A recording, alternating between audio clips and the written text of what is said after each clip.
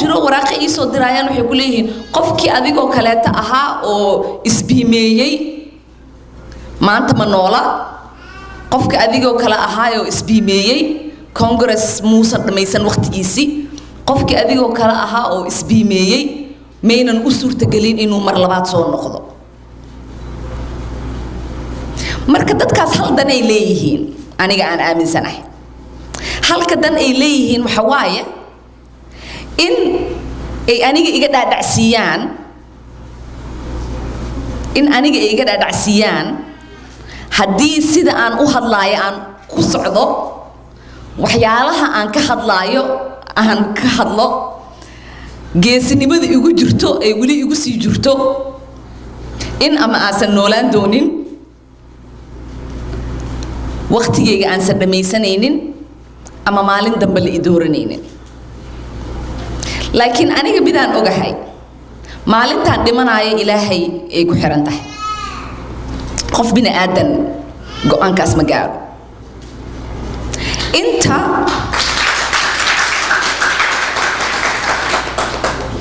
inta bilood iyo inta sano aan congress joogayo iyo inaan laaban doonay in kale ilaahay ka sokow waxay ku xiran tahay shaqada aniga aan qabsan karo iyo dadka aniga ay aaminsan shaqada ay qaban karaan maalintii aan raayay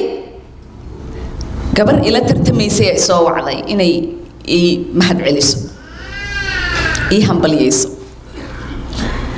marka waxaan ku dhahay waa ku mahadsan tahay hambalyadaada laakiin weligay waxaan aaminsanaa you get what you organize for wax la siiyo meeshaan ma jirto waxaad adiga u shaqaysatid kaliya ah heli kartaa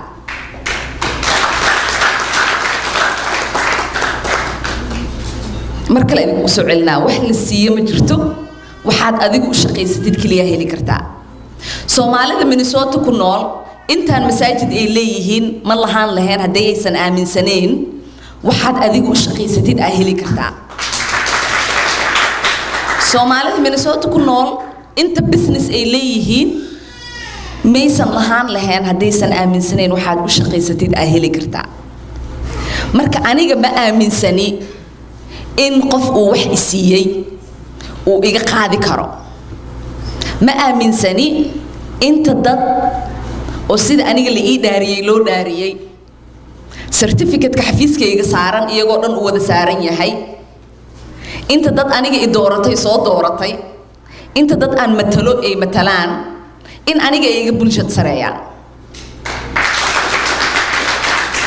inay leeyihiin awood ay iigu sheegaan wixii aniga ii fiican iyo wixii u fiican dadka aan matalo marka waxaan rabaa dadka Soomaalida ah iyo dadka aan matalno oo dhan in intaas ay si fiican u fahmaan in annaga aan nahay dad kalsooni ku qabo in haddii dadkii aan matalayna aan ku xirnaano oo cudurdaaradooda aan ka warhayno oo aan u noqono matal fiican matal xaq ah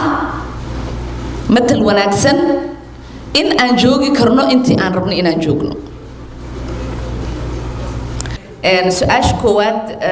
ducadiina iyo aadaan ugu faraxsanaa ani adigana sawir waa gelaynaa hadhow waxaan ku bilaabayaa su-aashii oo Muslim Bank ahayd arinta oo Muslim Bank waxaan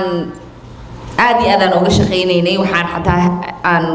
ka hadlaynay data cusub oo sheegayso saad u ogeedeen markii koow uu soo baxay la refugee xataa way ku jireen laakiin midkii ugu dambeeyay refugee programka in uu galan muusan ahayn waxaan soo ogaanay laakiin waa soo istaagayaa wiilkii waa la iga cover gareeyay waxaan soo ogaanay in iska dhig waxaan soo ogaanay in refugee resettlement programka uu 90% reduction ku dhacay dadkii muslimka ahaa oo resettlement lagu suubinayay wadamada ku jira Muslim Bank marka waxaan ognahay haddii travel ban iyo wax kasta ay dhahaan in uu actual muslim ban uu yahay uu impact garaynayo dadka muslimiinta ah wadamo waxaa jiro Syria oo kaleete Yemen oo kaleete oo more qof gaal ee laga keenayo qof muslim aan laga keenaynin meeshii 10 gaal laga keeno hal muslim laga keenayo marka kaasna haddii population ahaan loo fiiriyo wax aqligal ma aha waa inaad fahantid in discrimination uu dhacayo processka markii la suubinayo because in dadka deganba numberkooda saas ma noqon karo samaha 10 qof ma ka soo heli kartid 9 qof oo gaal ah iyo hal qof muslim ah wadan oo 90% gaal degan tahay ma aha marka waxaan introduce garaynay legislation oo la dhahayo the no ban act waxay suubinaysaa laba wax mid waxay ka hortagaysaa in America mar dambe aysan ka dhicin madaxweyne in uu qubad yeesho uu ku suubiyo executive order oo dad diin ahaan discrimination loogu suubinayo kan labaad ay suubinaysan waxay overturn garaynaysaa banka hadda jiro so sharcigaas waa introduce garaynay 2 arbaco ka hor aan introduce garaynay aan waxaan aaminsanahay May weegeeda labaad in aan bilaabi doono hearing yaalkiisa committee in ay soo mari doonto judiciary committee ay soo maraysa ani ma fadhiyo judiciary committee laakiin dadka co-authors ka ila committee-gaas ay ku jiraan so taas waa mid arinta ku saabsanayd caafimaadka waa runta waa ku campaign gareeyay anagoo badan aan ku campaign garaynay waxaan aaminsanahay in dadka ay xaq u leeyihiin in caafimaad free ay helaan marka waxaan u doodoynaa oo legislationka aan introduce garaynay uu yahay Medicare for all qof kasto regardless of incomekiisa in uu helo caafimaad uusan asiga lacag uusan ka dhiibeynin so systemka hadda jiro oo qualificationka ay ku xiran tahay inta lacag aad suubisid uu baaba'o Medicare for all kaakasaan qabnaa vice chair aan ka ahay kaakaskaas haddana waxaa naloo ballan qaaday in next week I think talaadada inay tahay first hearingkiisa la suubiyo marka aad aan u dareensanahay in uu yahay sharci aan riixi karno oo eventually madaxweynahan hadduu baxone aan fursad u helayno in uu noqdo sharciga wadanka su-aashaadii labaad oo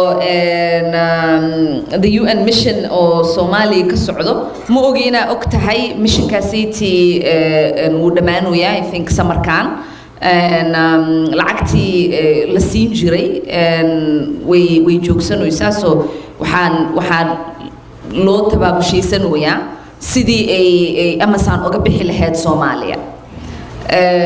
waxaan u malaynayaa by October in by October in uu bilaabanayo bixitaanka waxaan tagay aniga Ethiopia iyo Eritrea first delegationkii aan raacay oo wadanka ka baxsanay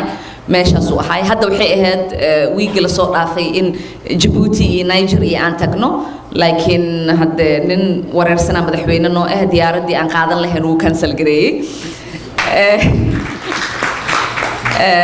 anagoo 20 members oo foreign affairs ka ah Israaciil lahayn like waan bixi doonaa insha Allah jid kale aan raadinaynaa speaker-ka waa tuu ka cancel gareeyay marka qof ciyaal hada la diil gareynaysid in aad jid kale raadsatid waaye intaasna waxaan ka hadlaynay in laga fikiro sidee Soomaaliya dawladeeda loo strength loo siin karaa sidii iyaga ay u noqdaan wadankooda iyaga ay u police gareeyaan militarygooda strength loo siiyo waxaan kaleeto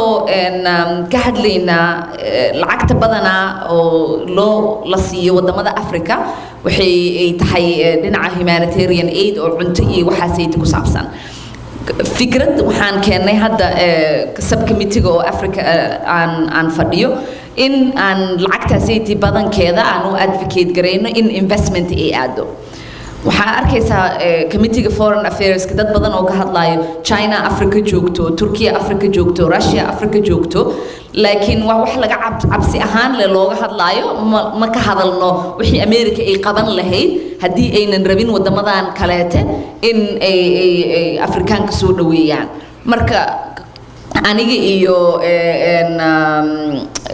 Congresswoman Karen Bass oo chair Grace Africa Subcommittee waxaan u advocate gareynoonaa in mindset-keena aan bedelno oo Africa loo arko meel assets ay yaalaan not meel deficits in olin so waxaan ku tala jirno midda ugu weyn kaleete oo Soomaaliya aan ka shaqeynooyna hadda program weyn waxa waaye in report Amnesty International soo deysay oo dhahayo drone attacks Soomaaliya ka dhacayo waxay dilayaan dad oo civilian innocent civilians dad aanan maxaa la sheegay terrorist ahaan ama aan ku lug lahayn wax oo terrorism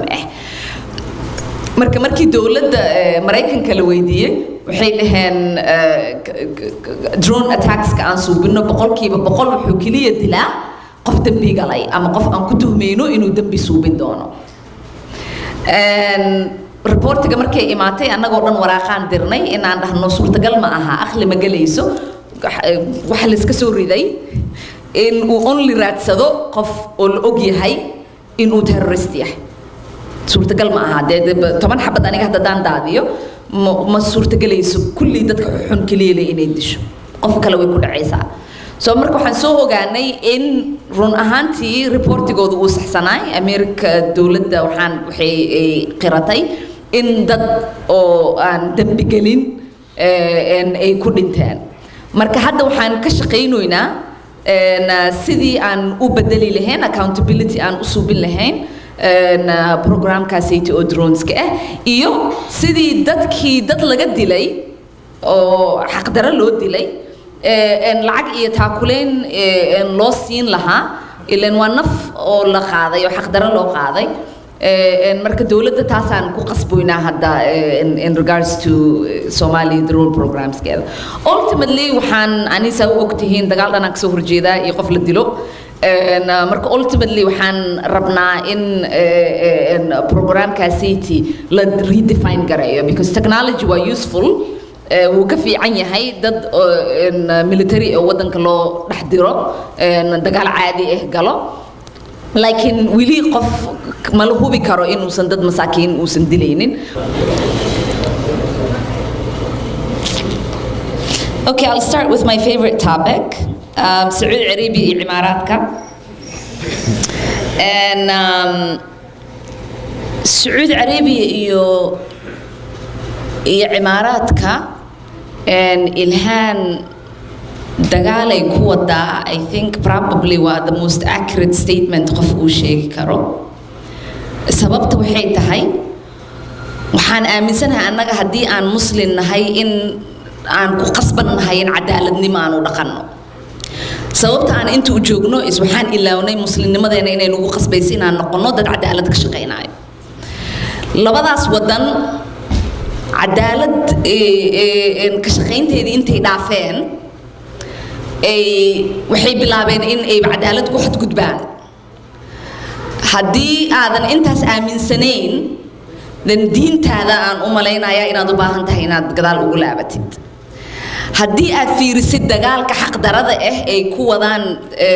Yemen qof muslim oo dhihi karo maanta Imaaraadka iyo Saudi Arabia waxyaanan laga sheegin oo fiirsanayo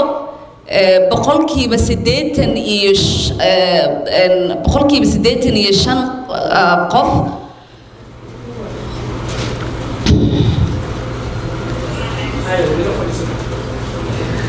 بقول 85% واي بقول كيبو 85 that or literally starvation face garino يعني and the only reason أساس وجود عيسو وحواية labadaas wadan waxay go'aan ku gaareen in dadkaas cariiri ay geliyaan naftooda haddii intaas aadan arki karin then qof xaq u shaqeynaya ma tihid America Congresskeeda waxaan pass garaynay the Yemen War Resolution in aan dhahno wadankeena Mareykanka haddii uu ka shaqeynayo human rights uu aaminsan yahay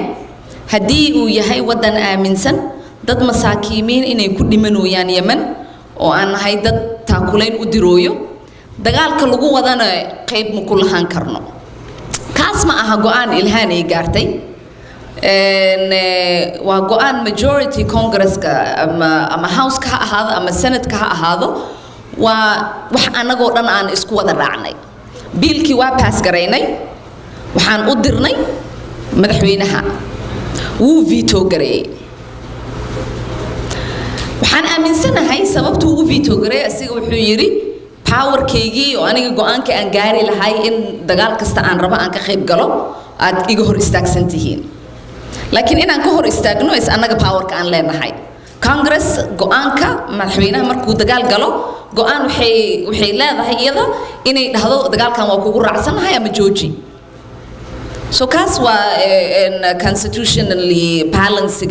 power balancega aan leenahay now hadda marka waxaan ku tala jirnaa markii aan laabano in veto-ga city override aan ku suubino because waxa ka socda Yemen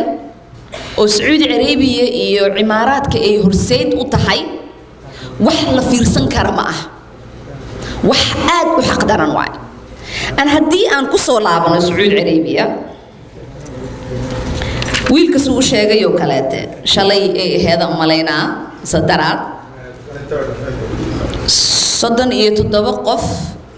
execution ay ku suubiyaan joornaalo badan ka hadlay aniga maybe at least 4 mar waa post garay on Twitter madaxweynaha aniga iyo Bernie Sanders iyo kuwa badan waxaan codsanay in uu joojiyo relationship-ka uu la leeyahay Saudi Arabia ama xataa re-examination aan ku suubino wadan ahaan because fundamentally waxyaalaha aan aaminsanahay iyo sida ay ku socoto Saudi Arabia wax oo conflict isku waay laakiin barbarka qaarkood inaan xasuusano waay annaga waxaan nahay dad bini aadan ah haddaan xataa muslimnimada iyo aan ka soo tagno waxaas dhan bini aadanimadeena inaan xasuusano waay in qof maskiin oo lagu xaq daroonayo aad u danqatid waay markaad fiirisid hadda fiiriya yaa qabo 3 ilmood أنا ماشي سانك بلابا صدق قبا 5 ilmood kor gacantiina taagnaad 5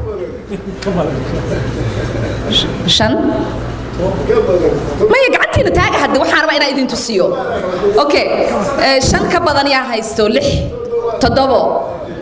8 so dadka ugu badan qolkan ku jiro waxay leeyihiin ilmo 3 ka badan ilmo 3 ka badan ilmihiina 3 ka badan meeqa qof ah haysto ciyaal 5 sano ka weyn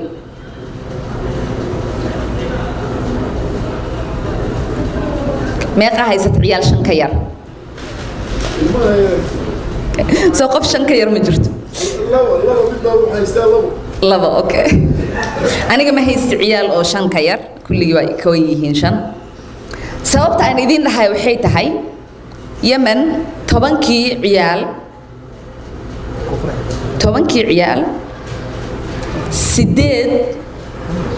waxaa la hubaa intii ayna gaarin da'da 5 sano inay dhimanayaan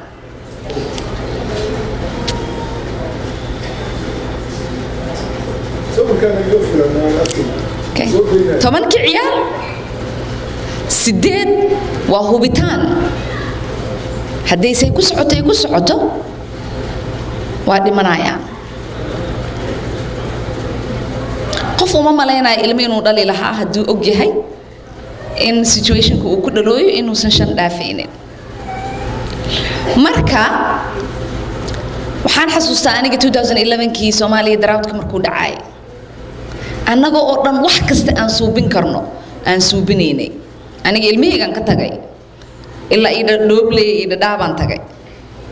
inaan soo caawino dad walaalahay oo Soomaali ah oo Muslim ah aan make sure garay ciyaal yar inaan dhiman hooyo aysan oynin marka sharci ahaan markaan ka fikirayno iyo advocacy taas ma ilaawi karno laakiin Soomaali hadii aan nahay hadee xaq kasta waa ku dhibannahay because uma malaynayo inta inaan joogi lahayn hadii aan nahay dad dareensan sida xaq looga shaqeeyo aniga marka inta aan ka shaqeeyo ma aha maxaa faa'iido iigu jirtaa maanta waxaan ka shaqeeyaa maxay faa'iido iigu jirtaa qalbi ahaan niyad ahaan aakhira ahaan aan uma malaynayo in aniga oo Ilaahay maanta fursad uu isiiyay in aan fadhiisto kursi aan dadka cadaaladooda aan ka shaqeyn karo inaan dhihi karo wadankaanayntii maxaa la dhahay khibrada ku taalo soo ma ka hadlaay khibrada iyo dadka wadanka maamulo ma isku xirna dadka waa dadka maamulo waa dad sharci daro markii ay ku jiraan xaq daro markii ay suubinayaan waa ku khasbannahay muslim hadii aan nahay inaan ka hadalno